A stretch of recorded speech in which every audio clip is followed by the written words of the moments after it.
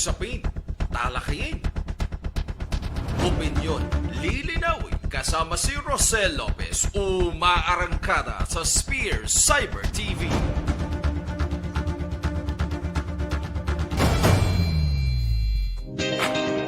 Are you tired of finding a good company?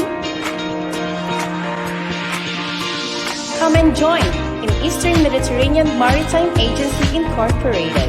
We have 3 types of vessels: tanker, bulk, container, and experience on board to our vessels. We also have facilities like training room where in-house and seminar trainings are conducted.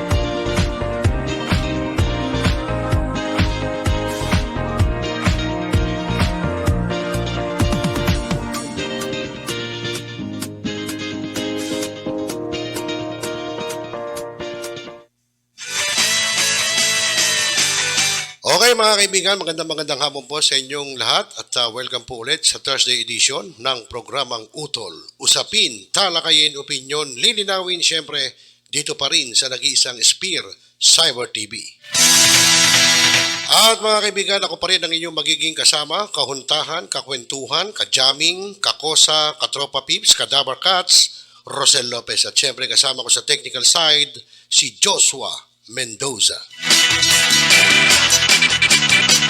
At alam niyo mga kaibigan, pag-uusapan natin siyempre ngayong araw na ito ay about sa tubig. Alam niyo naman, no? Problema natin ngayon, lahat ng halos sa sambayan ng Pilipino ay problema sa tubig. Ano ba ang mga nagiging problema ng ating mga kababayan sa tubig? Una, nawawalan ng tulo. Nung una, marami raw ang tubig. So ayan po ay tatalakayin natin at pag-uusapan kung saan ay kinover po natin sa Wednesday Roundtable at sa Lido Restaurant sa Quezon City itong kognay sa tubig. Ika nga, water everywhere o everywhere, nor any drop to drink. Ayan. Pero bago natin simulan mga kaibigan ay siyempre doon muna tayo sa ating batian portion ng ating programa. Siyempre yung mga ating mga viewers, listener, yung mga tropa pips natin na laging nanonood at nakikinig dito sa programang Utol. At siyempre unahin na natin yung ating suki, no, na laging nanonood sa atin na taga Caloocan City, walang iba kundi si Daniel Valdez. Good afternoon sa iyo, Daniel. At ganyan din yung ating mga tropa pips dyan sa may area ng Bulacan, sina Police Colonel Orlando Castil Jr., siyang Chief of Police ng San Jose del Monte City sa Bulacan. At siyempre si Magno Frendol ng San Jose del Monte Prosecutors Office. At siyempre yung aking kabats na si Jaime Santos Pahayag. Bay, kailangan na maganda yung ating intro rock, baby rock. About sa tubig ito eh. No? So, sa yung ating mga tropa pips naman dyan sa may area ng Bataan, yung aking Tito Rick Santiago at anak niyang si Al Santiago na nakabase po sa Orani, Bataan. At kung kayo magagawin naman sa Orani, puntahan nyo lang ang Orani Bataan Public Market at hanapin nyo lang ang Al Carinderia. Pwede po kayong kumain doon, magmerienda, lahat po ng klaseng pagkain na doon. Chinese, Filipino, etc. Pati exotic food, meron sila doon. Ika nga, delicious food in a proper price. Yan. At siyempre yung mga tropa pips natin sa Ilocos Norte, sina Ma'am Jenny Tina Truel Hambaro, sila Michael Cyril Pebenito, sina Ira at si Jenny ng Paraiso ni Aniben sa Lawag City, Ilocos Norte. Napakaganda po doon. Pagka kayo mapupunta ron, hanapin nyo lang yung Paraiso ni Aniben. Ay parang nga kayo nasa Paraiso po, mga kaibigan.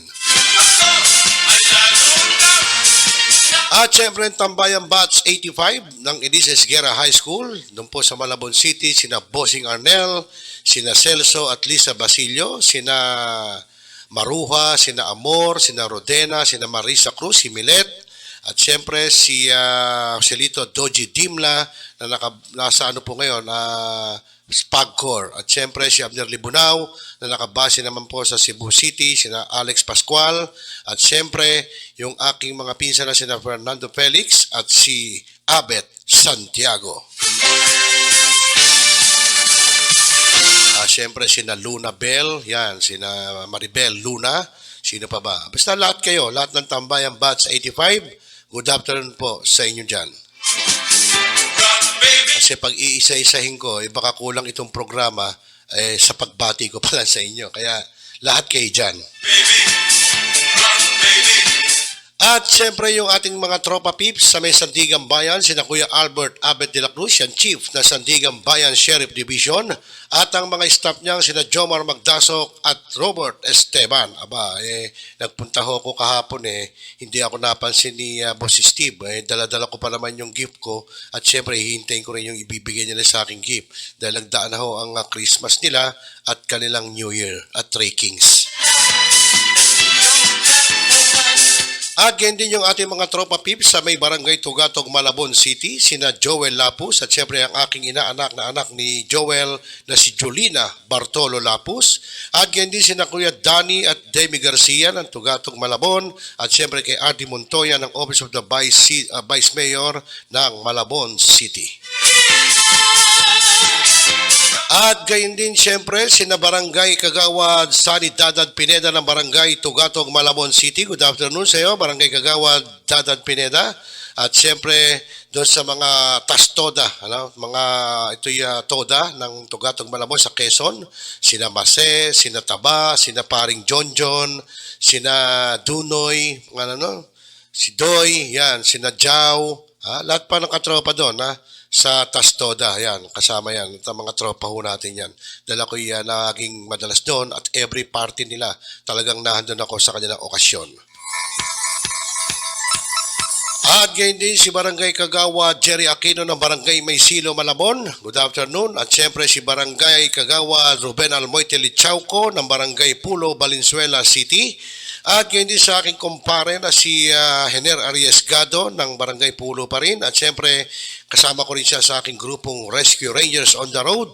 Isa pong public service group ng mga riders. At siyempre, official po yan si paring Hener Arriesgado at si Bro Enteng Diaz ng Barangay Tagalag, Valenzuela City. At siyempre yung Barangay Chairman ng Barangay Arcombato na si Barangay Chairwoman Chris Feliciano na anak po ni Presidential Commission on Urban Poor CEO and Chairman Alvin Feliciano. Ayan, good afternoon. At gayon din siyempre yung butihing mayor ng Valenzuela, si Mayor Rex Gatchalian at kapatid niyang si Congressman Wesley Gatchalian.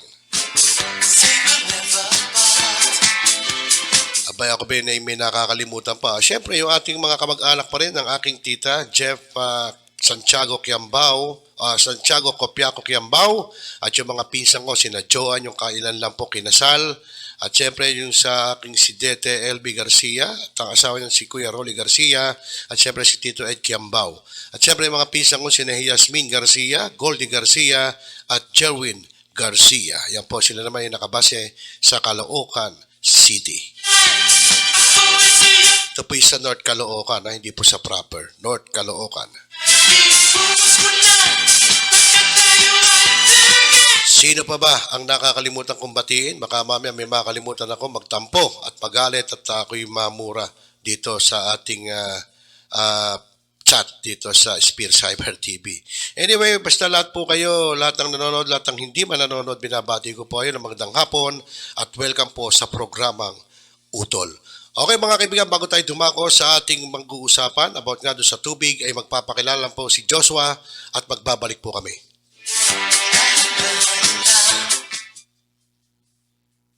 You know how a certain smell, or taste, or touch, or sound, or sight can take you somewhere? And how that somewhere isn't a place. It's a feeling. It's a moment. Because time is fleeting. A moment is experienced just once. But some moments, the great ones, are remembered forever. I guess that's why they say, we don't remember days, we remember moments. Or that itself can be measured in moments.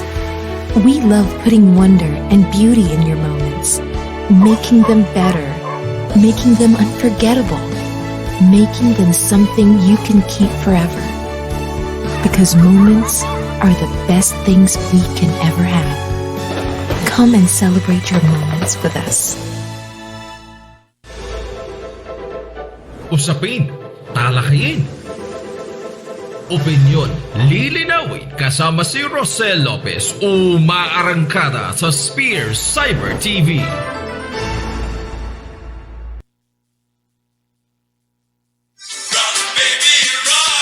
Okay mga kaibigan, muli po nagbabalik po tayo sa ating programang Utol dito pa rin sa Spear Cyber TV at syempre ako pa rin ang inyong kasama, inyong lingkod, Rocel Lopez. So ngayon mga kaibigan, ay dakuha na natin yung dinaluhan nating press conference kahapon, isang forum sa round table dyan sa isang restaurant sa Quezon City kung saan ay nanguna po dito sa nasabing forum at kung saan siyang naging moderator si Sir Melo Acuña.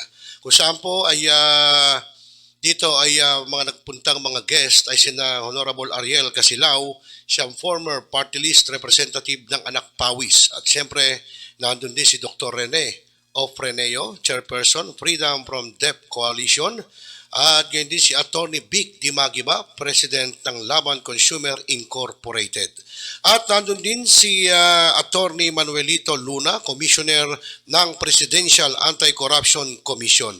At nga pala, yung kay Attorney Vic Dimagiba, yung President ng Laban Consumer Incorporated, parang hindi po yata siya nakarating at meron pong dumating na isang representante. No? At nakalimutan ko lang po yung pangalan. Siguro makikita nyo na lang sa screen ko yung pangalan po nun. At hindi po dumating dito ay yung kinatawan ng Prime Water. Pero alam ko po itong Prime Water ay pag-aari po ng Pamilya Bilyar. At dito nga mga kaibigan ay pinag-usapan po yung about sa water everywhere, nor any drop to drink. Ayan po. Sabi nga, ito po The Rime of the Ancient Mariner by Samuel Taylor Coleridge. Ayan.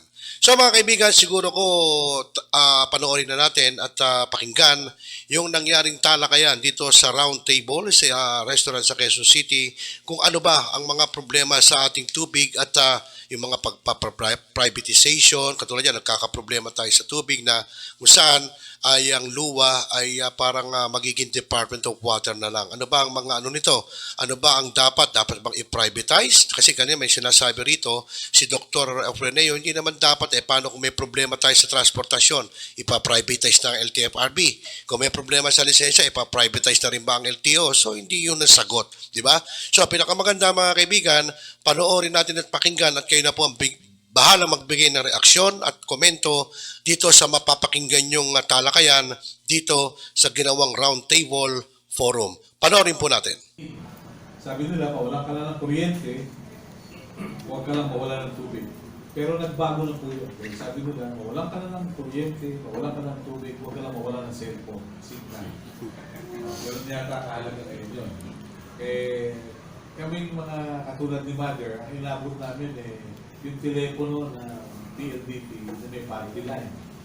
Hindi nagtagal, nagkaroon ng mga pager, beeper. Ngayon, iba na. Unimagined things, nangyayari na. Pero mukhang ang issue pa rin, bakit may mga umiigib ba ng tubig? At may tubig ba in the first place? Sabi ng isang kaibigan ko, dapat tinutulungan mo rin yung National Water Resources Board para makapagbigay ng update. Pero bago tayo magbigay ng mga taga-National Water Resources Board, ipag-usapan muna natin, ano ba yung kontrata sa pagitan ng pamahalaan at ng mga water concessionaires? Is there anything onerous in it? If there is, hanggang saan makakarating ito? Dahil sa, alam naman natin, maraming mga masasalimuot na issue na napapanood dyan. So let's begin. Pag sinabi po bang kontrata, ano ito? Teka muna, bakit tagilid tayo ng ating Facebook Live? Kasi, tagilid ako rito. Ano gagawin natin? Tagilid yung discussion natin. Bahala ka na. Anyway, let's start. Kasama po natin si Commissioner Manuelito Luna ng Presidential Anti-Corruption Commission. Is there an iota of corruption? O meron bang komisyon? Ano natin yan? Si Ka-Ayi Casilaw, dati pong party list representative ng Anak Pawis, si Dr. Rene Ofreneo ng Freedom from Debt Coalition, at narito rin po naman si Frank Otonil, na nagmamasid at nagsusuri at Robic Otonil, na siya po naman nagsusuri sa mga issue na may kinalaman sa tubig. So let's start. pag sinabing tubig, ano ba ang tingin ng Presidential Anti-Corruption Commission? Meron ba iota of graft or onerous portions? Let's begin. Ito ba yung mikropono? Meron. Marami talaga. In fact, it's already public knowledge, no? Although, sinasabi nila, a contract is the meeting of the minds between two parties, di ba? Pero ito naman, parang sinasabi tayo masyado. Dehado dito, hindi lang yung gobyerno, lalong-lalo na yung publiko, yung mga consumers. So, this happened during the time of FDR, when he was president, nagkaroon ng water crisis. And recently, inimbitahan po namin yung representatives ng MWSS at pumunta naman sila sa aming opisina at kami ay binigyan ng information at kinumpirma nila na marami talaga onerous provision. And I was even telling the regulators, paano nangyari ito? Sabi nila kasi nung time na yun, ganun yung sitwasyon. And it reflects the sign of the times nung panahong yun. But I said, you know, kahit sa kailan or whatever, at whatever time, you look at the contracts, the onerous talaga eh. So I think time is not the excuse, sabi ko. Because even if it happened now, sasabihin natin talaga na onerous eh. Ibig sabihin, disadvantageous not only to the government, but to the public as well. Okay.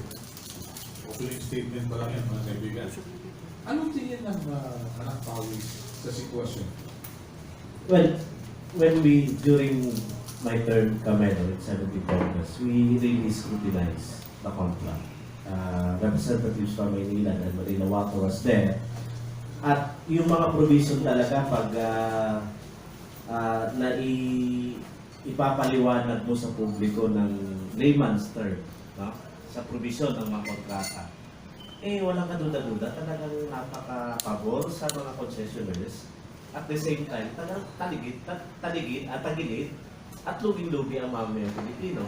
And we cannot fathom the idea of how government accepted such contract. No? Ngayon, gusto nilang i-extend, i-renew ang kontratang ito during that time. In fact, ngayon, dahil sa mga nangyayari ay inatras at malamang yung bagong kontrata, gusto natin talagang bago ito papirmahan ng ating gobyerno, ng representatives of government, ay dapat sanang ipaalam, ipaliwanag sa mga mamamayan. Government has all the resources to explain to the public the content of the new contract, yung bagong kontrata. Hindi lamang po katungkulan ng gobyerno yan. We have all the civil society organizations to also be part in presenting a pro-people contract. No?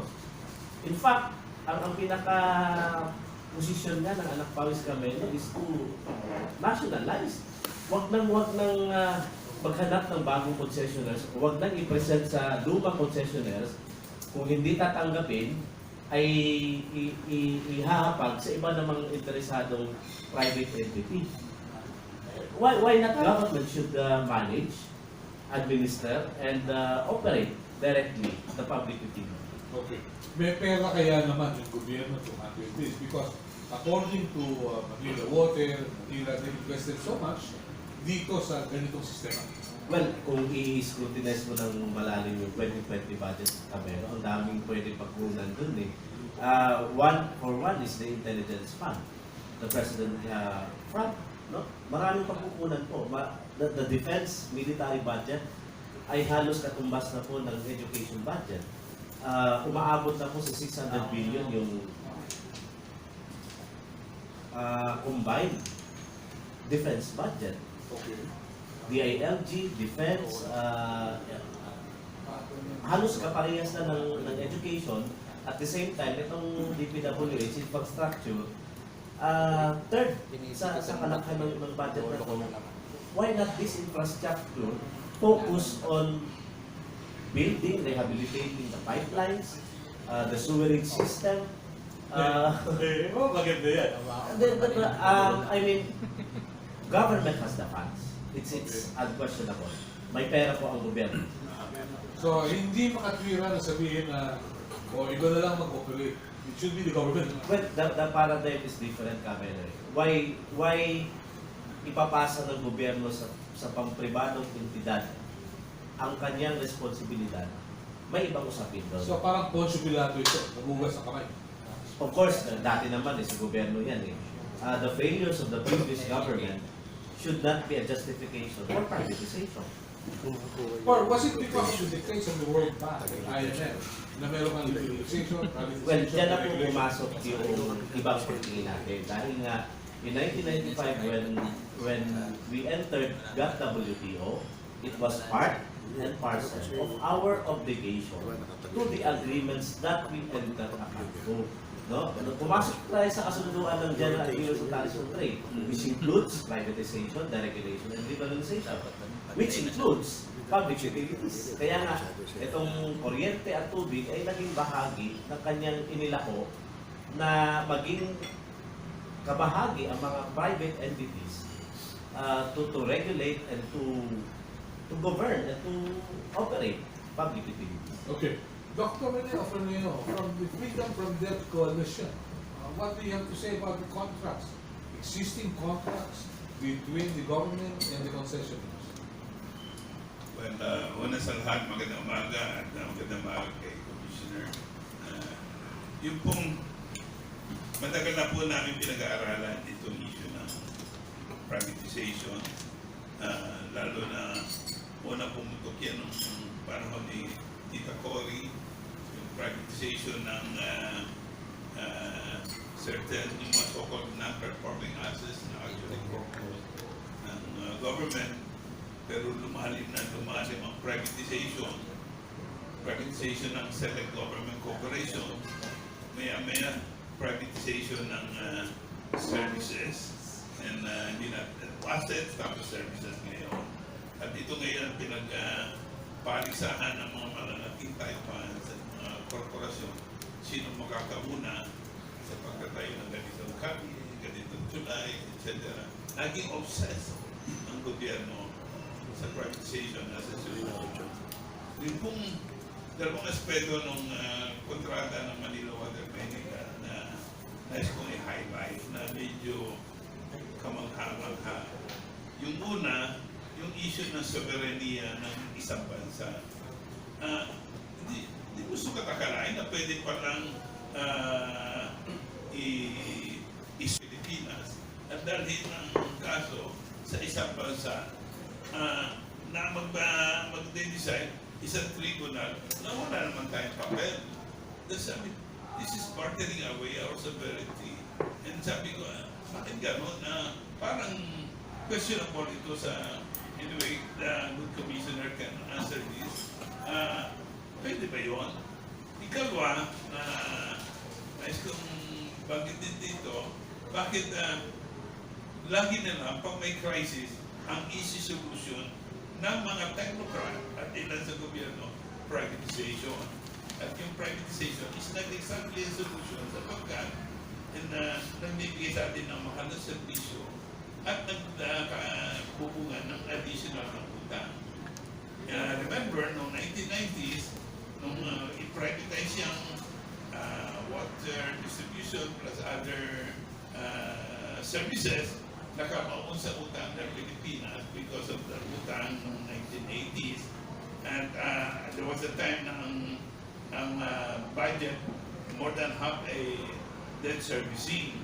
So faced with this situation, ang solution ng Pangulong Ramos ay bigyan ng i-privatize ito. Ang solution naman ng private corporation, mangutang ulit at mag-impose sila ng mataas na tarifa. Essentially, taxation din po yan. So, in other words, it's not umiikot lang yung problema.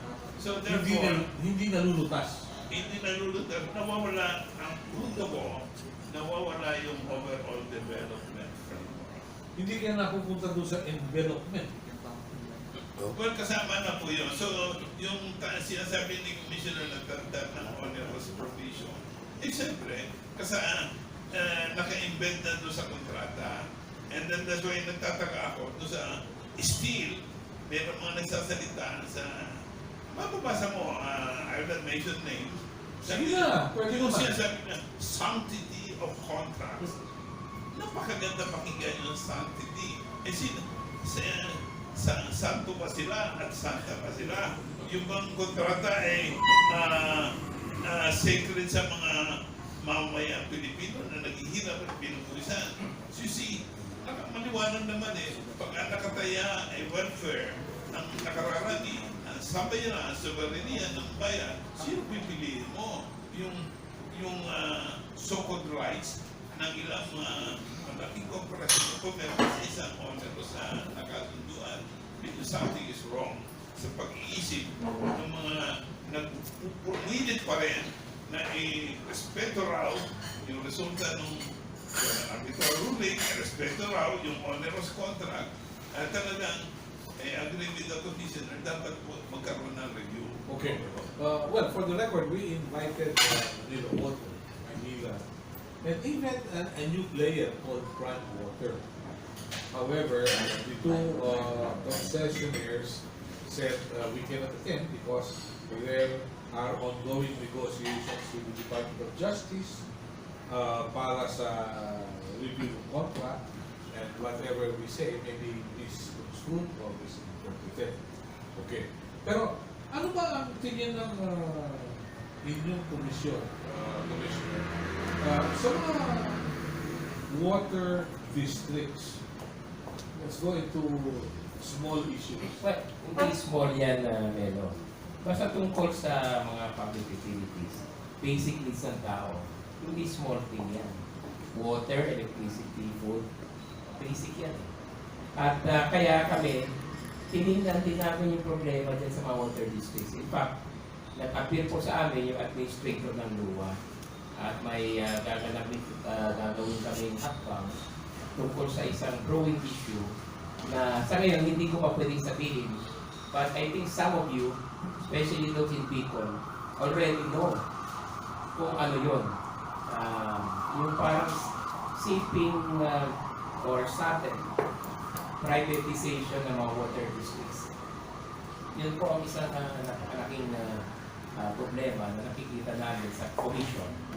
But in charge of this is Commissioner Greco Pelica, and I don't want to second guess his actions on this. I on a supportive role dito sa kanya, no? Because he was the commissioner tasked by the NBank to look into the seeming creeping privatization ng mga water districts sa buong bansa. Okay. So parang ito yung nagpapatupad lamang ng Mao Zedong principle. From the countryside, yung long march to Beijing, you know? Parang gano'n na sa rural muna, tapos bago pumunta sa urban areas. No? Pero in this case Parang naman, enemy at the gates, gano'n? Ganun. Masyadong alarming kasi medyo marami na ang water districts involved. Umaabot na sa close to 100 So 500 plus yan So that's a larger problem than the problem we are facing in Metro Manila. So pag sumabog ito, in fact the Senate will be investigating this already. Can the Senate investigate itself? Well, sinabi ni Senator Tim Gordon that he will not back out despite some requests for him to on this. No? So, we'll wait and see. Pero kami sa Commission, separately and independently, the Commissioner Greco Pelica, we will be looking into this. In fact, meron na kaming preliminary meeting with the LUA on this. And in a couple of days, he'll be turning over some documents to us to guide us on how to go about this very disturbing information that we have received. Okay. Ganda ito. Yes, actually, Bago natin tanongin si Robin. Totoo po yung sinasabi ni Commissioner because what we have now, we have currently information regarding a creeping monopoly of the water districts by monopoly nga, by isang kumpanya eh. Pakalaman na natin kung ano to. Of course, ang data available sa atin, out of 584 districts in the Philippines, 74 are already privatized. 64 out of these 74 being privatized is being managed now by the prime waters. Ito po ay nangyari sa loob lamang ng halos 2 taon. Ang bilis. Ibig sabihin, ang mga pangyayari sa mga naluluging water districts nationwide, ang immediate na solusyon ng ating mga involved, ng mga agencies, ay ipapasa sa pribadong pagmamanage. And unfortunately, for almost 2 years, napakabilis ng pagdami ng management na ito under the hands of the prime waters. Isang masalimuot po na karanasan ay yung sa San Jose del Monte, Bulacan, na nung sumabog ang kanilang reservoir o may pagsabog sa tangke, justification na po yun ng mismanagement, bagamat hindi po nalugi ang San Jose del Monte Water District, pero sa isang iglap po ay nasa pagmamayari na kaagad at management ng prime water ang distribution ng water services sa San Jose del Monte. Hindi lang po yan nangyayari sa San Jose del Monte. Sabi ko nga, out of these 63 water districts are under the management now of prime water, mahalaga po itong sinasabi natin na creeping dahil nga kung umaabot pa talaga sa panahon na dina-justify itong iba't ibang mga problema sa iba pang mga water districts. Again, the intervention and the role of prime water and other interested parties in privatizing the management of the distribution will continue to contribute to the neglect of the government's part in the regulation. Okay. Medyo may adjustment po tayo sa sound. Sabi ng ating kaibigan si Attorney Melanio Batas Mauricio. Nanonood siya. Si June Ledesma of Davao is also watching. Si Governor Rafi Cosculluela ng Negros. At iba pang mga kaibigan natin, nanonood sila kasama si Carlos Carpio, dating Deputy Administrator ng PCA. Robin, ano ang tingin mo dito sa takeover nito? Please. Masaya po kami na sinisikip na rin po pala ito ng gobyerno kasi ilang 2 taon na rin po namin sinusubaybayan na yung pagkapang. Ang isa ay nasa Senado ngayon. Tumutugma po yung datos sa aming mga pagsusuri at pag-aaral na sa mga naisang privado o na-takeover ng mga public utilities, public water service providers sa buong bansa, mahigit 80% po ay prime water po ang involved. Nakakagulat po ito, kami mismo na matagal nang nagbabantay din sa water sector ay nagulat nung nalaman namin na magmula dun sa halos hindi natin naririnig itong progresyon na ito, sila na ngayon ang 3rd largest water company sa buong bansa after Manila and Water, and they're fast catching up dun sa 2 malalaking water companies na ito. At hindi lamang po mga naluluging water districts ang tina-target nitong Prime Water Corporation. In fact, ang mas gusto nila yung mga profitable. At isa na nga po dyan yung example ng San Jose del Monte, Bulacan. Kasi yung San Jose Water po ay isa po sa pinaka-profitable na water district sa buong bansa. Hindi masasabi na hindi maganda ang servisyo dahil lagi po nananalo ito ng awards dahil sa husay ng servisyo nila. Nagsimula po sila sa napakaliit at napalaki nila ito on their own.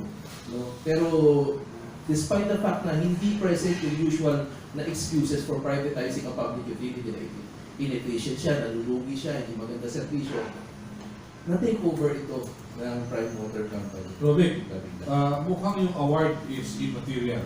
What is important, it seems, from what you said, is the reward. Ano ka kaya? Dahil lang sa... Mukhang ganun nga po dahil napakalaking reward po na makukuha ng prime water. In fact, nakuha po nila itong water district na ito na halos laway lang ang kanilang puhunan. Agreement lang po ito. Usually, ang joint venture po involves investment ng 2 partners. So, yung private company, halimbawa, at saka yung public utility. Pero in the case of San Jose del Monte, build up na po yung buong infrastructure, wala na po silang kailangan doon. In fact, sobra pa nga po yung kanilang infrastructure, yung capacity nila. So much so that nagpo-provide pa sila sa ibang water districts ng tubig dati. Ang pinasok lang talaga ng prime water dito, halos yung laway lang, agreement lang talaga. Wala silang halos dinalang investment dito. In fact, nagreklamo nga po ngayon, ang iba pang mga water districts na tinake over nila, yung mga pinangako na sasagutin nila yung mga utang, hindi raw binabayaran, at yung mga kailangan nilang bayaran sa gobyerno ay hindi rin nababayaran or delayed yung payment. So, samantalang nung public po ito, nung water districts na ito, nakakabayad regularly sa gobyerno. Basta alam ko sa Daraga Albay, noon nakakapaligo ako na shower ang dati. Ngayon tabo na lang. Ngayon kung may tubig pa. At malakas pa ang wiwi ng isang bagong silat at sanggol. Ngayon, kailangan naman patakbuhin yung tubig dahil lang sa gulay Kalawang ang tubig na lumalabas. Pero maanda naman yung metro mo.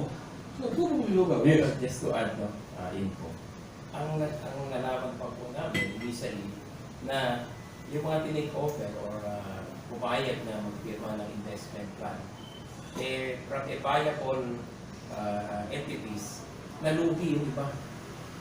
So, it's a reversal of the financial condition ng ilang water districts at marami na ito. So, yun nga, totoo yun, naway lang yung wala nang in-infuse na kapital or investment or pera into these water districts. And then, nalugi pa yung iba. So, this is really very alarming and it will explode in a couple of days pag walang ano ba ito? Pag walang bigger news siguro than itong nangyayari taal, this will be the bigger volcano. Okay, now let me ask you, sabi ng ating tagapanood na si Jude Desmo ng Davao, is the sale of water districts to prime water legal? Well, merong isang bright mind daw ang gumawa nito. Former top official ng DOJ, pero hindi pa namin ma-validate sa ngayon kung totoo. But accordingly, he's a consultant of Prime Water. So, titingnan po namin yung background niya ngayon, kung connected siya. Because allegedly, siya ang gumawa nito itong investment plan. And then, natinignan yung legal side. But, initially, kami naman, on my part especially, I don't think this is valid. Because if you don't infuse capital, actual capital, or investment into the corporation or into the entity, business organization at that, walang investment na nangyayari because laway lang yun. So, it's like a manipulation of the financial condition. Kasi, allegedly, merong assignment of the gross receipts automatically pag pinirmahan mo. So, that assures now, itong entity na ito, the Prime Water, with the gains, within 5 years or a certain period of time, to the detriment naman ng public utility. So this is really something. Titingnan na ngayon ng PACC yan. And this is also proof that the Duterte administration does not target only the present two concessionaires, dito sa concession agreements with MWSS, but expands the probe to other public utilities that may have been victimized by certain schemes. So, fair po yung administrasyon, and in a couple of days we will be starting, as I have said, it will be headed by Commissioner Greco Belica, as assigned by the NBank. Siya po ang titingin dito.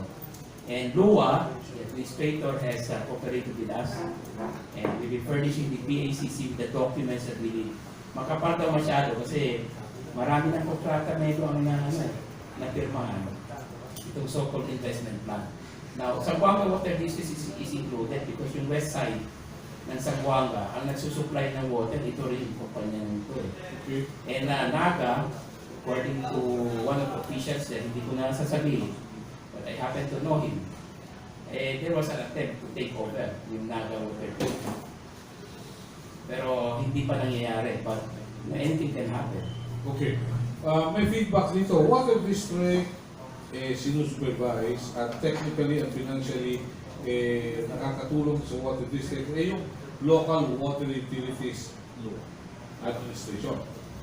A member of the LUA board is DPWH Secretary Mark Villar.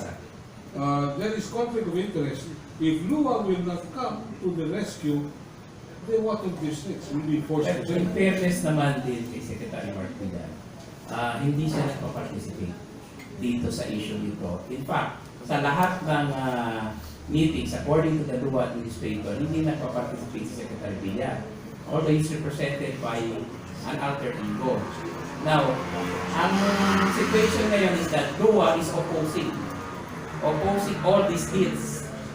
Pero ang problema, parang sinabihan niya yung administrator, huwag kang makialam dito. Wala kang jurisdiction. So, that's something that we are looking into. Kasi, para sa amin, may jurisdiction ang LUA over water districts because it's in the executive order. So, at saka, nagbibigay ng loan ang LUA eh. Once you disturb the financial condition of the borrowing water districts, LUA becomes affected. Kasi yung capability to repay the loans, these are government loans. So how come LUA has no authority to pry into this investment plan? Pero sinabihan raw siya na huwag kang makialam dito. Sino nagsabi? Well, hindi ko i-divulge muna sa ngayon so as not to preempt the investigation. Okay. But Secretary Villar has nothing to do with this. To be clear about this. No. Kasi hindi siya nagpa-participate. But, well, incidentally, prime water is identified in the Villar family. Yeah. Oo. Eh kung hindi ka naman legal opinion, meron din ka maka-anak dun sa Department of Justice. Ito paano yun? Hindi. It's a fact. Kaya Melo, if there is no law prohibiting this privatization, joint ventures, talagang ina-allow yan. Kasi nga, for example, Executive Order 423, this is the guidelines of the joint venture agreement guidelines. Ito po yung pinagtutungtungan kung bakit kahit na yung mga public utilities natin, ngayon may pinasa pa ang 18th Congress regarding the pag-enter into upon private management, control of other public utilities, including sewerage. Kaya nga, if there is no law prohibiting, then therefore government is allowing such since 1995. Now, these guidelines has been the justification of course, government entities like LUA, inefficient na mga water districts. Ang pinaka-immediate nilang solusyon is to enter into joint venture agreements to modernize, to be efficient, to be effective in the delivery of water services. Pero yun nga, as per experience, in the last 2 years, sa monitoring namin kami, baliktad ang nangyayari. And the only favorable part and profiteering from that experience, itong kakontrata ng ating gobyerno, kakontrata ng public utility, which is the private entity. Sila po yung nakinabang. For example, the concessional agreement ng Manila Water. For the last 25 years, yung commitment nila to develop, to construct, rehabilitate, at least 60% of the sewerage system in the National Capital Region, yung cover na kanilang AOR, ilan lang po yung nagawa nila. For the last 25 years, less than 20% or 13% to be exact. Billion-billion po ang kinita nila, pero hindi nila naayos, hindi nila nagawa yung kanilang tungkulin sa concessional agreement to construct, rehabilitate is a defined sewerage system, Okay. including water treatment facility. Dalawa lang po yung halos operational ngayon, rehabilitated pa yung isa, under construction pa yung isa. Pero nangyari po yan for the last 25 years that they wanted before to extend the contract dahil nga hindi pa umabot sa 20% ang kanilang accomplishment sa kanilang agreement o economic doon sa concessionaires agreement.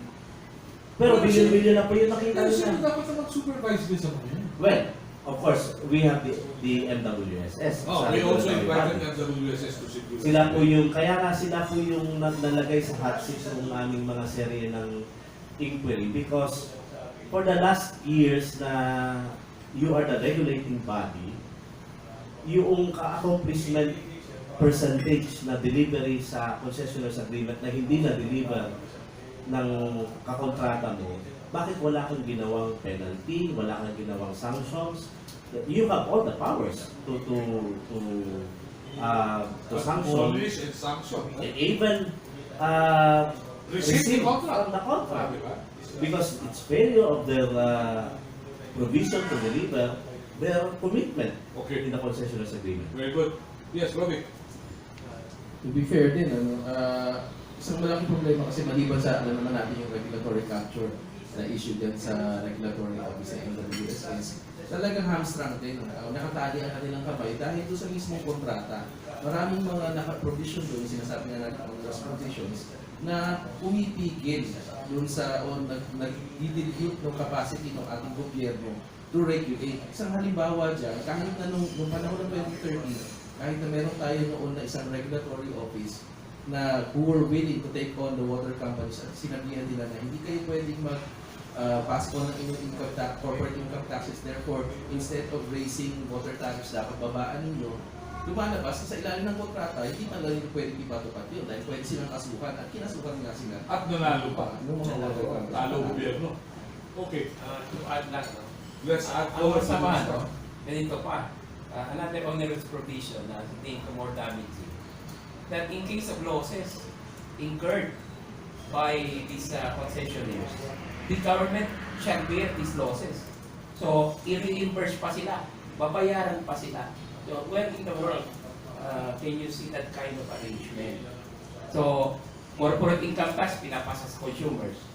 Tapos, meron pang extension na hiningihan ng 2037. Hindi pa nag-expire, binigyan na ng extension. Tapos ito pang losses. Then surrender of sovereignty or sovereign rights. So, tapos kinasuhan pang gobyerno sa Singapore. So, definitely there's really something wrong with this Okay, concession Commissioner. agreements. Commissioner, nung kasuhan ba sa Singapore, may natulong ba sa pansitan? When I was telling MWSS, kasi pumunta yung mga regulators sa amin, recently, I was telling them, what have you been doing all these years? At sabi nila, nakatali daw yung kanilang kamay. Dahil nga, tama si kumpanyero, dahil sa agreements, mukhang naging captured yung regulator. So, that's the sad Hindi rin reality. hostage, gano'n? Hindi lang hostage. Kung talaga, Willing victim, gano'n? yun ang captive mismo, yun ang dinidiktahan. Kasi, the arrangement became as if itong mga concessionaires were the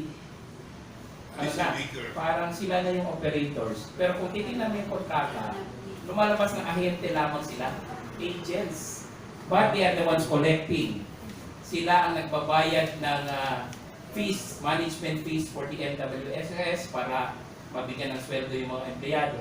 Tapos, they control practically the entirety of the process. Tapos, pag hindi pumayag ang gobyerno ng automatic rate increase, kakasuhan pa nila ang gobyerno. At pag hindi pa pumayag ang gobyerno na i-honor yung awards, arbitration, meron pang letter of undertaking, then ipapass on yung losses nila sa gobyerno. So, saan ka makakita ng ganong klaseng arrangement? This is really lopsided in the very truest sense of the word. So somebody would fit the name of the title of a song, Smooth Operator. Killing me softly ito eh. Ganun. But because 1997 nangyari yung di ba, yung water crisis and then nagsimula yan until now. And then na tayo by this time, hindi na killing me softly, sa simula lang yung kanta. After that, then na tayo. We were killed already with these agreements. Okay. Oo. Kaya si Presidente, nagalit talaga. It's either they will accept the proposed amended agreements or magte-take over ang gobyerno. Pero ang akin lang kung mag-impose ng counter offer itong mga kumpanyang ito, itong dalawa, much better for government to take over. Government. Nationalize na. Kasi masyado na... May binanggit si Presidente, armed forces will take over. Yeah, I was Marami asking... nervyos ako, marami na tubig ng Pero marami. ito lang ang drawback dyan. I was asking MWSS, may capacity ba kayo pag magkaroon ng takeover? Eh, sabi nila, 200 yung aming tao. Pero, because it's an emergency, pwede nilang i-utilize yung mga tao ng dalawang kumpanya during the interim, during the transition. Kung hindi kayo masabotahin naman. Napunin ka. Kasi hindi mo pwedeng i-lay off kaagad because these are workers eh. Merong security of tenure. You have to protect Hindi labor. sila job order eh. You have to protect labor also. Yung These are pagkakaiba, private employees eh. yung pagkakaiba ng privado sa Government has to protect them also. Hindi pwede i-fire out mo. Yeah. Dr. Rene, meron bang ganitong modelo sa ibang bansa? Kung ganitong arrangement, baka naman kinopya lang natin ito. Nung mag-take over, by the way, nung mag-take over ang Manila Water, yung mga nagpatakbo ng tubig sa Kamaynilaan ay hindi mga manggagawa ng tinatawag nating nawasan. So, in other words, yung sinasabing takeover, mananatili yung mga workforce mo yan. Nagpalit lang yung mga manager yan. At yung pang-ulang at pagdalagay ng tarifa, etc. Now, let me present a bigger picture. Kasi yung related sa water districts. You see, isa sa magandang sinabi ng gobyerno, water is not a commodity. What happened under privatization, it has been commodified, it has been commercialized, and nape-penalize yung marami na medyo maliit ang income. At habang nagkakaban ng malaking tubo, yung apat na malalaking companies. Right now, we have four. We have Manila Water, Maynila, Prime Water, and PhilCapita, yung mga authorities. Yan po ang mga big water companies. Now, yung privatization was a craze because of the Washington Consensus na tinatawag. Noong 1980s, kay Reagan, kay Thatcher, 1990s. So, hindi lang ang Pilipinas na nag-privatize, but also other countries. But, beginning in 2000 or so, some countries realized hindi yata matama na yung isang water, which is a very essential public good, should be commodified and commercialized. So, we have around 50 countries and around 8, I do not have the exact figure, 8 na nagkakaroon ng tinatawag na deprivatization ng water, ng power. Ang isang very famous is siyempre sa France mismo. Kasi isa yan sa pioneers sa water privatization. Ang City of Paris, City of Grenoble, yung water nila ay na-privatize at ang nagpatakbo yung isang multinational na pangalan Suez Water. Eh, dahil hindi nga tutuwa yung mga tao doon sa serbisyo, katulad na reklamo ng mga nabibili ng prime water sa Pilipinas, nagkaroon ng partnership, kaya tawag po remunicipalization, kasi nagkaroon ng partnership ng City of Paris, City of Grenoble, at saka iba pang mga city with organized citizenry. At yung organized citizenry, by the way, nakapagtataka, represent the whole political spectrum, from conservative, from the left to the right. So, katulad sa Germany, Germany and France, they have the most number of deprivatization and municipalization. And they report, yung Transnational Institute ng report ko ng 2017, mas maganda ang servisyo ngayon, pero it doesn't mean na pag ibabalik mo sa kamay ng gobyerno, together with the citizenry, babalik ka sa laging inefficiency. Okay. Even with the technology is available, yung lessons ng good and management, bad management, pwede. I don't know, itinanim sa isip ng mga neoliberal, sa atin, sa isip ng mga neoliberal, anything private, public is bad and efficient. Anything private is good and efficient. Eh kung ganun pag-iisip mo, hindi i-privatize mo Gobyerno. ang armed forces, i-privatize mo ang Malacanang, i-privatize mo ang Senado. I think that kind of thing is foolish. Okay. Alright. Yes, please. Okay, Pamelo, tinatanong mo kung merong modelo kung ganitong sistema. No? Actually, tayo po ang modelo. When Metro Manila's water services were privatized in 1997, it was then the largest water privatization in the world. At ginamit po itong modelo ng World Bank at ng iba pang mga international financial institutions. At hanggang ngayon, ipinopromote po ito as a good example of what privatization of water services can do. Pero sa ating pong karanasan, alam naman natin, kabaliktaran yun. Ano? At in fact, kagaya na sinabi ni Dean Ofreneo, we are actually backing the trend. Kasi kung tayo dito, lumalawak yung privatization kasama na ang prime water. Sa buong mundo po, kabaliktaran po ang trend. Yung mga dati pong nag-privatize ng kanilang water services, marami po dyan ay umaatras na. At isang magandang halimbawa nga yung Eau de Paris sa Paris, France. Yan po ang headquarters ng pinakamalalaking water company sa buong mundo. Pero yung mga water companies mismo na yun, pinatalsik po yan ng Paris dahil hindi naging maganda ang kanilang karanasan at nagtayo sila ng isang public entity, yung Eau de Paris o Paris Water. At sa loob lamang ng unang taon, noong kanilang pagbabalik sa publiko, nakatipid ng 15% yung Paris sa kanilang tubig. 35 million euros per year so far ang natitipid magmula nung dini-privatize yung, yung services sa Paris. Yeah, si Engineer Abdon Balde Jr. ng TV, sabi niya, kami nagkatubig nung inalis namin yung prime water. Saan sa po yun? TV Albay. Sabi niya. Anyway, we have questions? Yes, please. For Commissioner Luna, how is the investigation of the PACC different from the House, Senate, and the PCC? Who ordered it? And can magkakaroon ng definitive announcement? Well, definitely yung amin, di ba? Kasi yung angulo na titingnan namin, yung possible corruption. Kasi yun ang aming mandato, to check on corruption. But of course, merong expansion ng aming power. We can also look into other criminal violations and recommend possible action by the Ombudsman or DOJ. Doon naman sa issue ng Maynila sa Metro Manila Water, parang overtaken kami by events dahil meron namin proposed draft ng kontrata plus yung option na takeover. So, we're no longer looking into it. Although, nagsubmit kami ng aming initial findings sa Palasyo. But on the issue of prime water sa kahit mga water districts, ongoing po yung aming probe. And initially, ang tinawag namin yung LUWA administrator, and it would appear from the initial talks that we have with him, na inoppose na ito. Kasi ang dami niyang letters sa OGCC, DOJ, na hindi ito pwede. At unfortunately, lahat ng sulat niya ay parang hindi pinansin. And allegedly, he was told, you back off. Hindi mo ito jurisdiction, hindi mo ito teritoryo.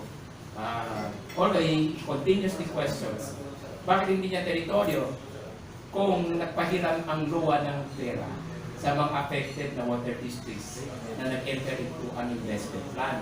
At sabi niya, kung bumaksak ang mga yan at hindi na makabayad sa gobyerno, hindi ba problema rin yan namin? Problema rin ng gobyerno. Kasi yung financial viability is affected. So sabi niya, I will insist that I have jurisdiction.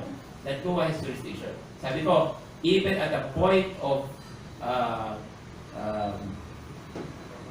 having a conflict or clashing with higher ups, kasi you sit as a member of the LUWA board, you are not the entirety of the LUWA board, it's a collegial body, at meron pang mas mataas sa'yo.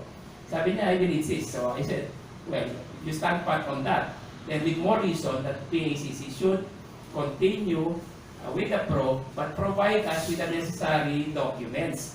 Kasi yung na-receive namin initially, kulang eh. It's just the tip of the iceberg. Pero sabi niya, makapal yung kanyang ibibigay sa amin. And I said, yeah, that should be the case kasi ayaw din namin proceed to a full investigation na wala kaming guide. Okay. Otherwise, we'll be accused of just interpreting and creating some scenarios. Then we something. or witch hunting or fault finding. Ayaw din namin ng Did they ganun. oppose? Out of the 64, how many did they oppose? In-oppose niya lahat. All 64? Yes, but Leslie was told, you back off.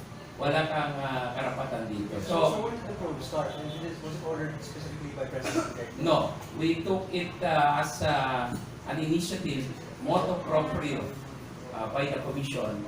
Pero nakatanggap ako ng mga communications, no, at documents from the LUWA. Kaya nga, nagsimula kami dito.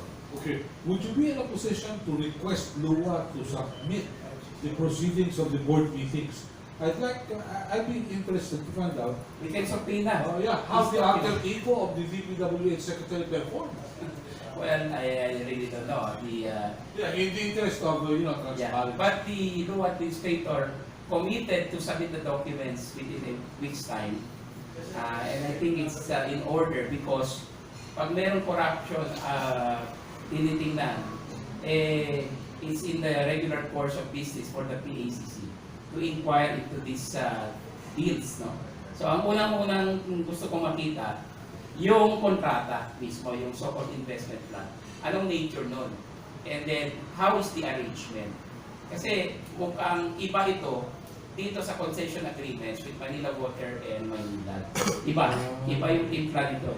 So when does the official start? And are you coordinating? Last week, we started already. Just last week? Yes. Are you coordinating with the Philippine Competition Commission? With their own program? Well, it's Commissioner Benica actually looking into this. Ako supportive role ako sa kanya because I have other big cases na titingnan. Pero dito, siya yung inatasan ng impact. Okay. So I don't know his strategy, but I know that he knows what to do because dating konsyal yan, so alam niya kung paano titingnan itong problema. Malaking problema rin ito. Other than itong what we are facing right now in Metro Manila. Okay. Medyo masalin mo dito. Yes, Rocel.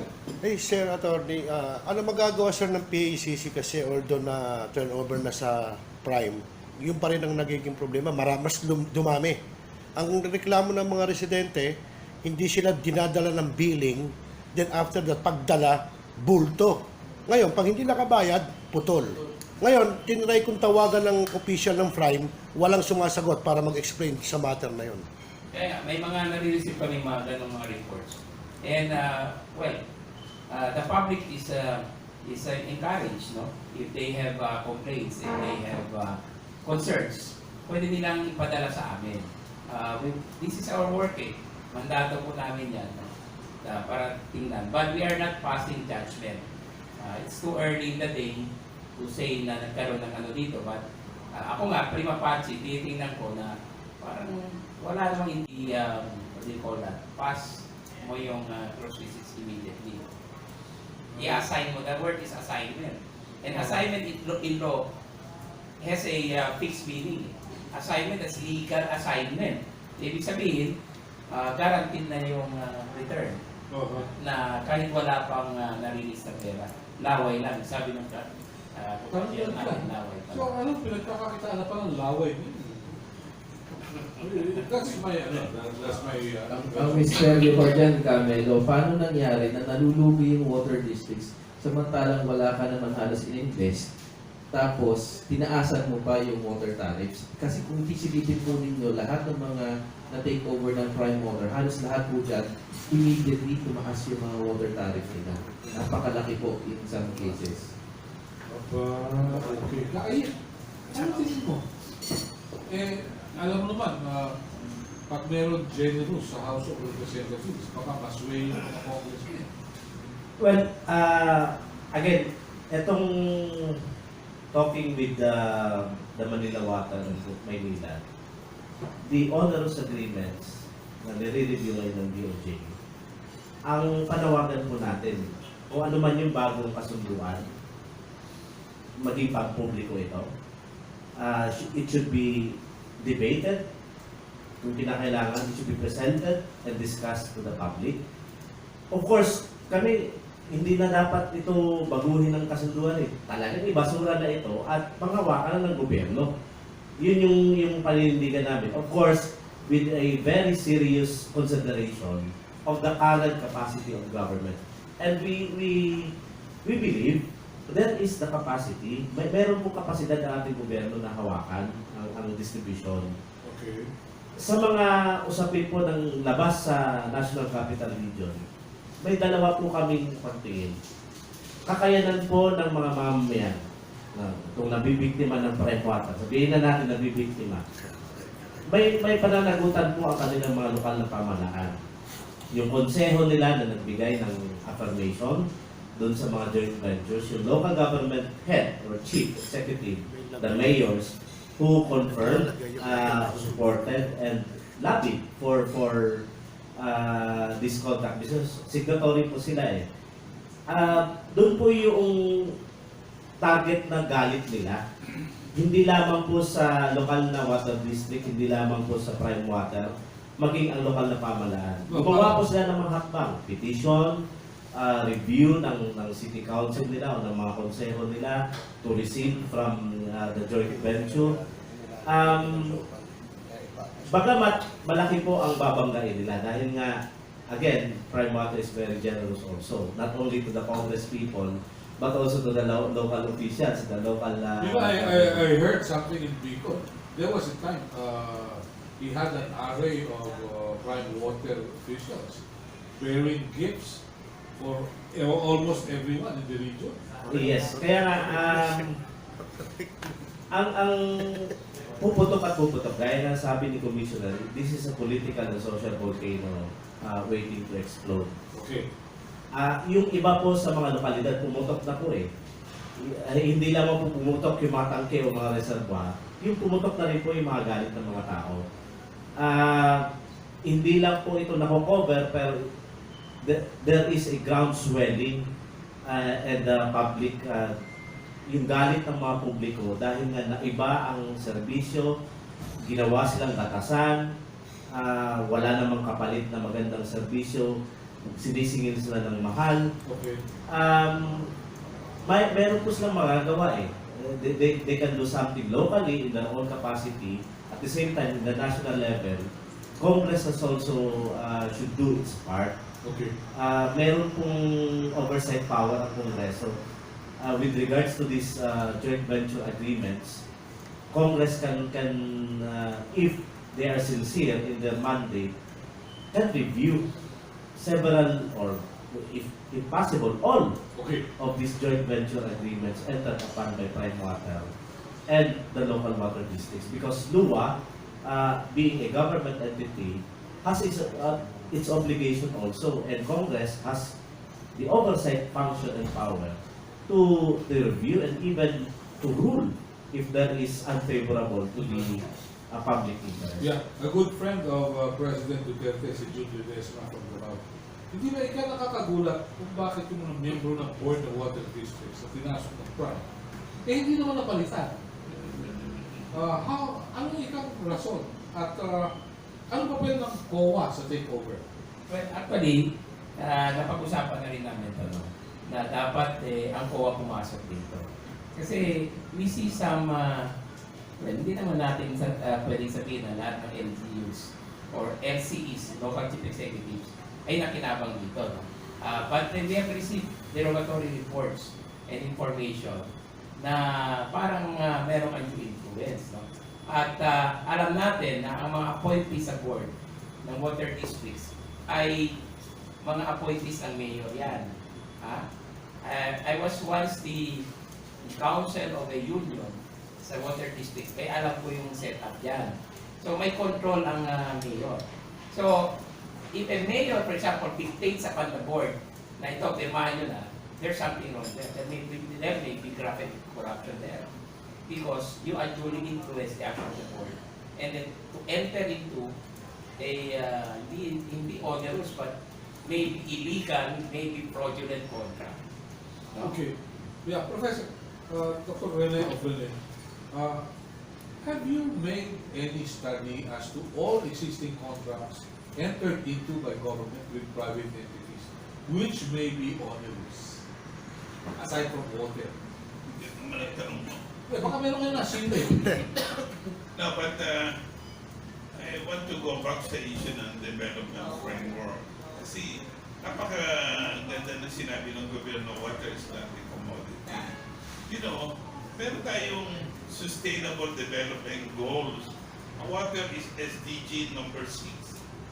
Na by 2030, lahat ng tao sa Pilipinas at sa mundo, mahirap at mayaman, dapat may access sa clean, potable water, affordable water. And ang approach na ganito na privatization is highly questionable.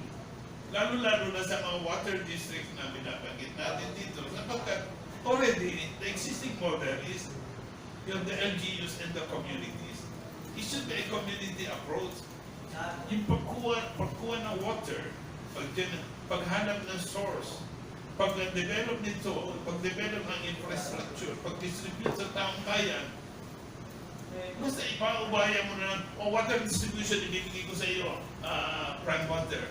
Siyempre, susubsub yun sa paghahanap ng paraan para lumaki ang profit niya. Yung integrated approach, integrated development, nawawala. And then nagkakaroon pa ng tinatawag kanina ni Commissioner, regulatory capture. Kina-capture yung mga regulators. Kasi sila na may control. In the meantime, meron tayong crisis sa water generation. May crisis sa pag-distribute ng water sa mga underserved area, mga poor areas. So, very unequal. And then may crisis tayo dito sa mataas na presyo ng tubig. You see, wala yung integrated. Okay. You see, water is a public good. Bakit mo isasabihin ko? I'm not saying na dapat mawala yung mga private corporation na yan. But they should be under a very clear development framework. So dapat ibalik po yun. That also applies sa power na gusto mong itanong. Kasi power is very important. Even, kaya nagtataka ko doon sa Germany, which is supposed to be the third most developed country in the world, but they have the most number of privatization or remunicipalization ng power. Okay, siguro sa susunod natin edition, usapan din natin yung mga electric cooperatives. Are they cooperatives in the first place? Because for a cooperative to survive, you must have a membership due. Ito, 5 piso, member ka na. Pag nag-general assembly, taas lang na kamay, ayos na. Some electric co-ops are good, some are not so good. So I know And that. most of them are bad, you know. Ito nagsabi niya. Hindi, sa premise mo kasi, some are good. O, diba? As a industrial relations guy, the most difficult labor cases na nakita ko ay sa electric power. Okay. Lupit ito. Usapan natin eh. All the PDD deals are based on the POD law. You're saying there's no provision that actually dictates how tariffs can be raised and that sort of thing. And there was a suggestion that actually, until we adjust that law, all the contracts can be onerous. Do you agree with that? Do you think we're vulnerable to all? Yeah, definitely, no? But in the case of Manila Water and Maynila's concession agreements with the MDWSS, may uniqueness siya eh. Hindi siya pwedeng ikumpara sa ibang kontrata of similar, involving similar commodity, I mean similar resource. Iba siya eh. Some bright guys came up with these mga ideas na hindi talaga tanggap-tanggap eh. Can you imagine yung sila ang gagawa ng pera and then yung gastos nila ipapasa sa atin. That in itself to me is already revolting to the conscience. Walang social conscience kung gano'n. So that's why I said, anong klase kontrata ito? Parang hindi rin regulatory capture. Government was duped, government was defrauded and controlled over by these companies. Kaya nga nagwala si Presidente because he's a lawyer, he knows. And we lawyers know na may boundaries kasi yung meeting of the minds. But in this case, parang masyadong na-influensya ng isang partido yung kontrata as if siya na lang gumawa. parang adhesion contract, katulad ng insurance, pipirmahan mo na lang. Parang wala ka ng Tapos fine isasuggest. prints pa. Fine prints Yan pa. nga, yan nga. So, grabe talaga. And under the civil code, pag ganitong klaseng kontrata, ano to pwede itong i-rescind or cancel. Pero speaking of batas, sabi kasi, doon ako tama yung translation, todas las leyes agujeros. Lahat ng batas may butas. Correct. Hindi naman pwede sabihin na may perfect kontrata, no? Totoo yan. Pero ito naman, sobra naman ang ano nito, ang pagka one-sided. Isa lang na kinabang, or isang grupo lang, and the government is on the losing side. And worse, the consumers are on the losing side. So are you saying that the prime joint venture agreements are also the same as the Iba siya. Pero hindi pa ako pwede magbigay ng legal opinion kasi I have yet to see it. No? Pero according to LUA, ino-oppose nila kasi parang hindi siya katanggap-tanggap dahil wala nang infusion ng capital. So that renders it void. Okay. Oo. Okay. May isang tanong, anong take ninyong mga magigising na resource persons? Sa panukala magkaroon ng Department of Water. Kung may Department of Water na, bakit may Department of Air na rin? Professor,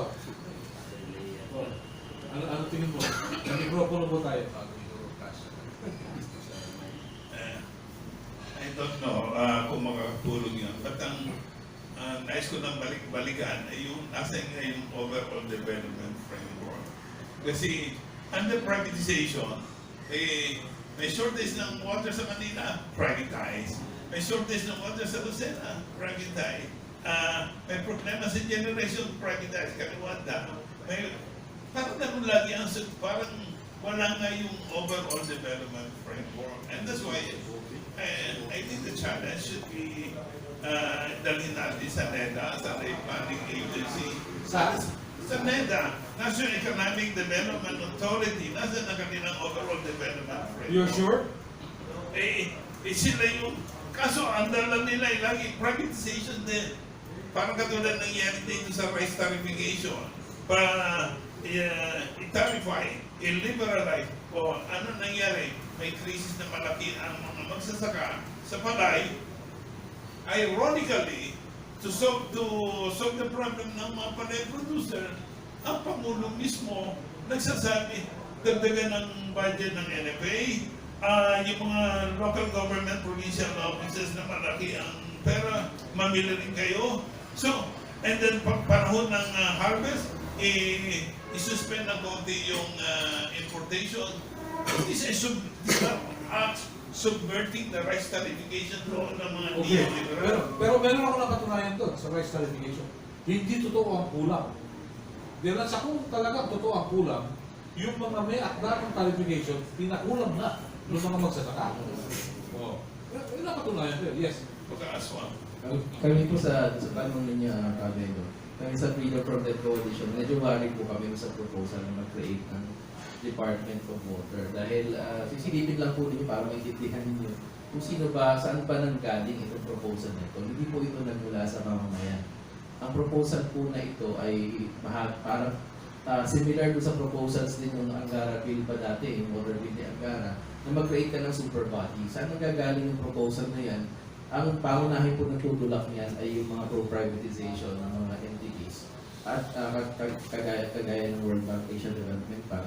At yung mga negosyante, ang American Chamber of Commerce, for example, has been pushing that for a long time. Bakit? Sinasabi nila, dahil hirap na hirap sila, kasalukuyan, napaka-fragmented raw ng ating water governance. Ang daming ahensya kailangan kausapin kung gusto pumasok sa negosyo ng tubig at gusto nila isang ahensya na lang kasi mas makakatipid sila. Alam na natin kung ano yung tipid na yun. Isa na lang ang kanilang bibigyan. One-stop shop. Well, Camelo, we have been consistently opposing. The Makabayan Laki Congress has been consistently opposing such proposal. Before and current proposals. Yung gusto nilang at balak nila na LUA, NWRP ay pag-isahin na lang, no? Maliban doon sa makakatipid sila ng kanilang pamaskuhan doon. Buwan-buwan yan pamaskuhan doon ng buwan-buwan, padulas. Yung paradigm and framework This completes the process. You have the BOT law. You have the new Public Service Act of 2019 or 2020. Itong pinasa ng Kongreso bago lang. Lahat na ng public utilities, kung sa tubig na kompleto na yung proseso you have now the department that will sanitize and that will streamline a process that will complete the favor to private entities. Hindi po ito sa mamayan, hindi po ito sabihin na, well, lalakas po sa debate ng Kongreso sa komitiba, lalakas po yung regulatory power ng gobyerno to confront private entities sa water utilities na interested. Ay hindi po mangyayari yon. Dahil nga ang balangkas po ng mga batas na magiging mandato ng Department of Water ay batas po na nagliligalisa at nagpo-formalisa sa pagprogrado ng water utilities. Hindi po mababago yun. Not unless government will listen to other laws that allows privatization of public utilities. Wala pong kapangyarihan at ngipin ang departamento nito, kundi magiging mas madali lamang na pamamaraan para sa mga negosyante. So, sinasabi nyo magiging stampad lang ito? Definitely. Okay. Yes, please. Hindi lang ganun. Additional burden to the taxpayer sa mamamayan. Kasi, siyempre, mag-create ka ng bagong opisina, another layer, you will have to budget it, no? Para at least makaka-generate na employment. Well, hindi naman assured. Dapat siguro, i-streamline na lang siguro yung proseso ng mga ahensya. Nandyan na nakuunang mga yan. I-monitor yung kanilang performance. Yung mga palpak, sibakin. Yung mga korap, kasuhan at tanggalin. At ikulong. At ikulong. Hindi yung mag-create ka ng bagong gastos, bagong burden. There's assurance na efficient yan, or maging efficient. At to me, gugulo lang ang sitwasyon kasi minsan nag-aaway, interdepartment. Nagsasabi na ako may jurisdiction dyan, wala kang pakialam dyan. Nakaroon ng overlap.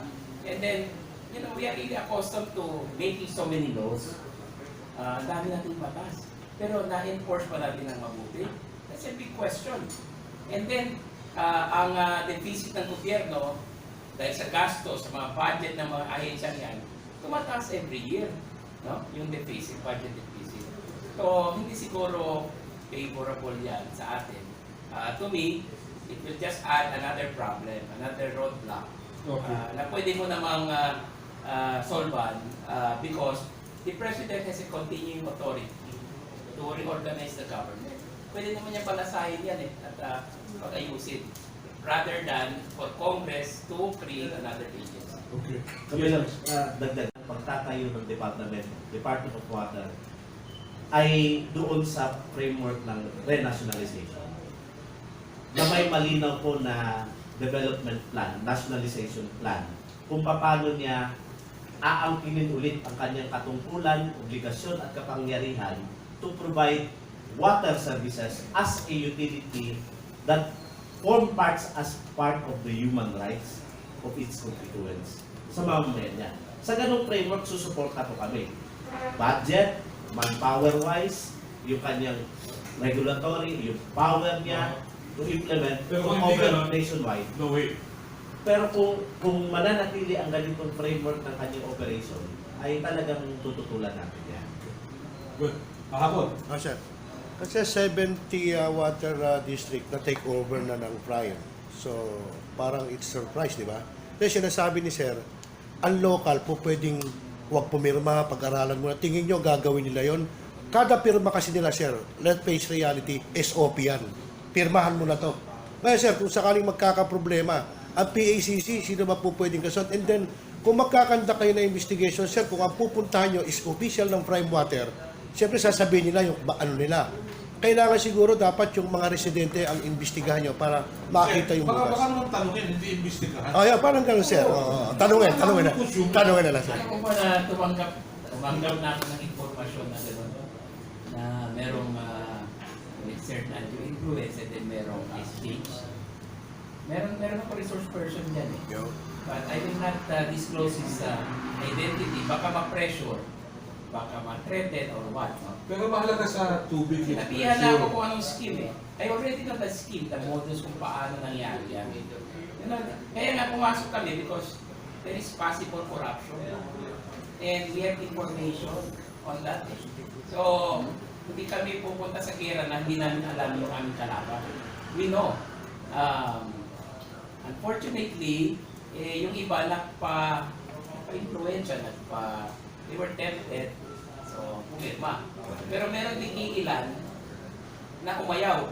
At yung umayaw, nagkaroon ng kaso. Can you imagine? Bakit?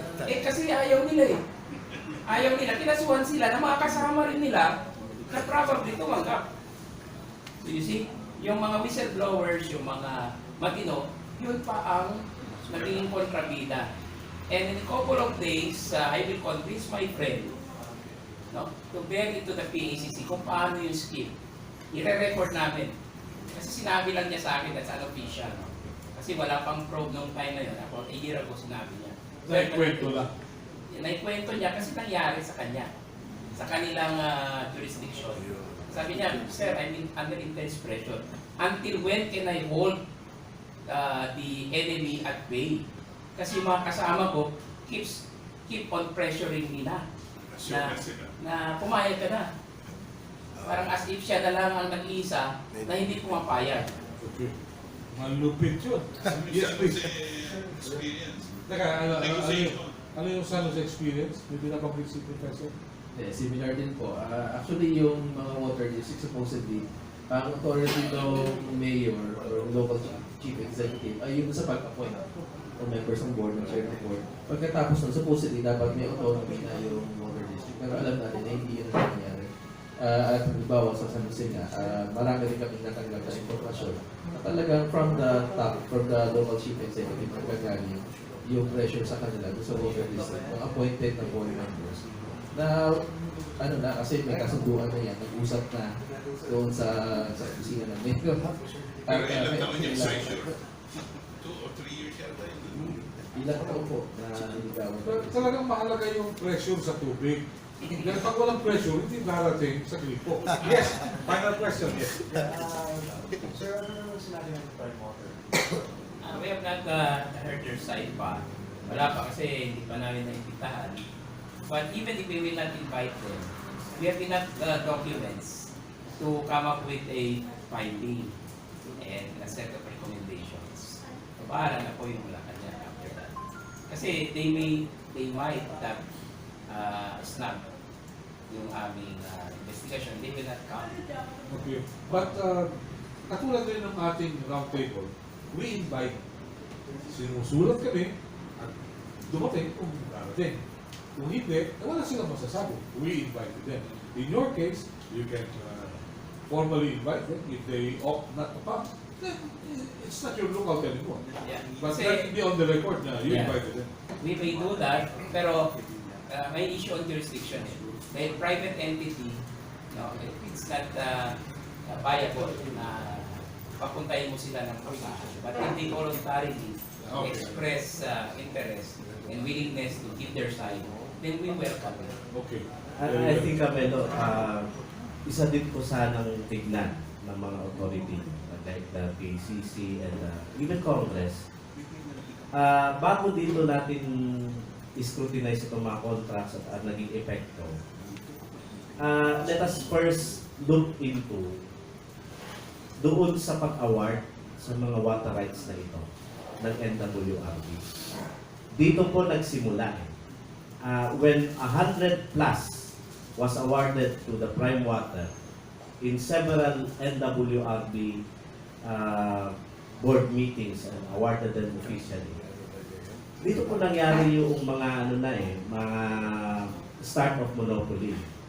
When Prime Water has this water rights given by the NWRB, ito yung unang kasangkapan nila bago sila pumasok doon sa mga GBAs sa mga water districts. Dito dapat unang tignan ng ating gobyerno dahil dito nagsisimula nung ipapasa ng gobyerno ang kanyang obligasyon at katungkulan, water being a utility, commodity now, being commodified, supposedly a human right, part doon sa ating karapatan, pero nagiging commodity na nga. This commodification started when government's power to govern and regulate these resources and awards this right to utilize by private entity. Dito po nagsisimula yung kalbaryo ng mga. Okay. Totoo po ba yung impormasyon na may kaso yung Lua Administrator for dereliction of duty for failure to address the matter or prevent prime water from taking over completely? I cannot confirm that kasi confidential. No? But kanina sinabi ko na pag ikaw ay nag-champion ng good process, sometimes you are victimized. Kasi inakasuhan ka. Ayun. Okay. So, 1 plus 1 equals 11. Mga kaibigan, on that note, we bring to a close our special edition tungkol po naman sa tubig. And according to the rhyme of ancient Mario, water, water everywhere, you already dropped the drink.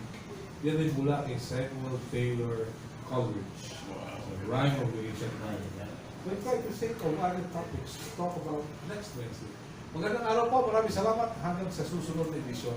God bless us all. Pwedeng moto proprio yung Blue Ribbon. In a way, pareha sa amin, meron kami moto proprio jurisdiction. In this particular case kasi, PACC is looking into this issue independently of the Senate or the House kasi may natanggap kami mga informasyon at saka mga dokumento galing sa luwa. And it's part of our mandate that we look into possible violations of law, especially the Anti-Graft and Corrupt Practices Act. Kasi merong interaction dito not only by and between the water districts at itong prime water nga, but also yung mga LCEs, yung local chief executives. And under the ease of doing business law, no? Meron po kaming mandate to assist also the anti-red tape authority, no? Regarding itong implementation ng batas. And besides, we have enough powers, no, to conduct a probe because of the great public interest involved. So yung magkapatid na Belica yung Ang in charge dito si Commissioner Belica, si Greco. Greco. Tapos Pero- Arta, Sa Arta naman, sa Arta si TJ, ang Director General, yung kanyang kapatid, yes, so si Jeremiah. nagtutulungan sila dito. Hindi naman. I have not heard of Arta looking into this issue. But PACC is looking into this issue. Okay. At nagsimula na po kami with the meeting last, a week ago, with Lua. Ano po, so, kumbaga yung talagang pwede makasuhan dito on your end, this will be the local, local government units. Tapos, Possible lahat, yung mga miyembro 64? ng board ng water districts kasi these are government functionaries, no? 64 districts po. Lahat, kasi sabi nyo, lahat ng districts, lahat ng JVA ng Prime ay question ng LUA. So, all of those are under investigation. Yes. Of Dami course. pala. Hindi naman namin pwedeng selectively choose kung sino lang ang Yes, sir. ang iimbestigahan because all of these are similarly situated. So about that number, no? So, and then lahat ng 64 na to, over 2 years lang. Yeah, Napakabilis. oo. So, Kaya- since public entities naman ng water district, so meron kaming jurisdiction over them. And because the issue was brought to our attention by LUA itself, Right. then we will do our work. Sir, kailan natin pwedeng expect yung results ng probe niya? Well, we are awaiting actually for the documents, yung additional documents na prinamis ng LUA na ibibigay niya sa amin. But as I've said, ang in charge dito is Commissioner Greco Belican. Right. Ako supportive role lang. So, siya lang. Pero, Okay, so mga kaibigan yan po, napanood nyo at napakinggan yung pong naging talakayan kung saan at doon sinabi rin po ni Atty. Manuelito Luna, Commissioner ng Presidential Anti-Corruption Commission na meron na silang mga nahihigingan na mga reklamo about dito. At yun nga, sabi nga ni Attorney Luna na yung mga masasangkot dito sa anomalya ay dapat tanggalin, bukod sa tanggalin, kasuhan, at bukod sa kasuhan, ikulong. No? Tama naman po yun. Hindi sapat na basta lamang tanggalin, hindi ho makatarungan yun. Dapat bukod sa tanggalin kasuhan pa, ikulong pa. So tama naman yan. Kaya, hintayin natin, abangan natin. Kasi sabi nga, isipin mo, 70 water district nakuha na ng prime water at para bang it's a surprise, no? But parang prime water lang ang nakakakuha. Bakit ang dami naman pwedeng kumuha? Bakit prime water lang? So parang may hidden, no? Dahil unang-una, ang problema ho ng prime water, katulad sa Bulacan, may mga reklamo po doon na yung bill mo ay hindi agad darating sa takdang araw, di ba? Monthly yan. Ang forma, 3 months, walang bill, tas biglang darating ang bill, isang katutak ang babayaran mo. Siyempre, paano mo babayaran ng bigla? Kapag hindi mo nabayaran, puputulan ka ngayon. Yun po ang nangyayaring problema. Yan po ang mga nakausap ko minsan, mga complain ng mga taga-Bulacan hinggil sa kanilang tubig. Okay, sa mga kaibigan, siguro ko sa mga susunod na araw, sa iba pang araw, baka makapanayam natin. Ito nga si Attorney Manuelito Luna, no, siya pang commissioner ng Presidential Anti-Corruption Commission at para makapanayam natin, makausap about dito sa mga anomalya ng ibang sangay ng gobyerno, maging sa pribado man siguro, tatanungin din natin sa kanya kung anong hakbang na ginagawa ng Presidential Anti-Crime Commission. Bueno mga kaibigan, pansamantala muli po magpapaalam muna ang inyong lingkod at siguro ko babalik po ulit tayo sa araw ng bukas. At syempre, at ako pa rin ang inyong naging kasama, naging katropa pips, tagapagbalita, kakwentuhan, kakosa, kajaming, katabarkats, Rocel Lopez. At syempre kasama ko sa technical side, si Joshua Mendoza. Magandang hapon Pilipinas, hasta la vista.